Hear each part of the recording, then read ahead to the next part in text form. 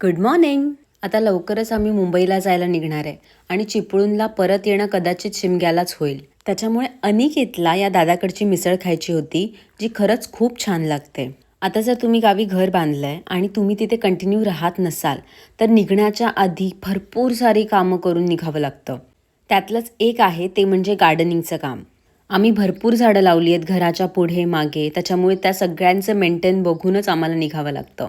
आम्हाला म्हणजे specially mummy पप्पांना, कारण मोस्ट ऑफ दी टाइम ते असतात इकडे. आता निघण्याच्या आधी मम्मींनी गवारीच्या बिया पेरल्या आणि झाडांना कीड लागू नये म्हणून अशी राख झाडांवर टाकली जाते, प्लस ती मुळांवरती पण टाकतात.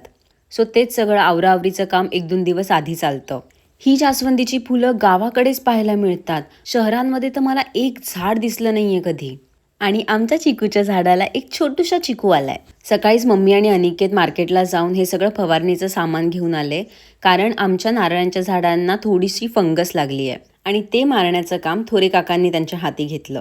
यावेळेसचे दिवस गावी कसे गेलेत ना, खरंच कळलं नाहीये. हे सगळे एक्सपिरियन्स ना इथे गावालाच करायला मिळतात. म्हणजे झाडावरची फुलं तोडणं, फ्रेश फ्रेश भाज्या मिळणं. आणि आता आम्ही वाट बघतोय ही नारळाची झाडं कधी अशी उंच होतील आणि किती सुंदर दिसतील. यावेळेस आम्ही जवळजवळ 15 दिवस गावी होतो आणि हे दिवस कसे पटकन गेले खरंच कळलं नाही. आणि याचं क्रेडिट आम्ही वरदला देणार आहे, कारण घरात बाळ असलं की 4 माणसं पण कमी पडतात. जेव्हा आम्ही घर बांधायला घेतलेलं तेव्हा 4 आंब्याची झाडं लावलेली आणि त्याच्यानंतर बघता बघता मम्मींनी एवढी सारी झाडं लावली. आणि आता ती मेंटेन ठेवायची म्हणजे सगळं गार्डनिंगचं सामान घेणं इम्पॉर्टंट आहे, म्हणून तेही सगळं घेतलंय. आणि व्हिडिओ जर बघत असाल तर प्लीज फॉलो करायला विसरू नका. भेटूयात लवकरच नवीन व्लॉगमध्ये. तोपर्यंत बाय.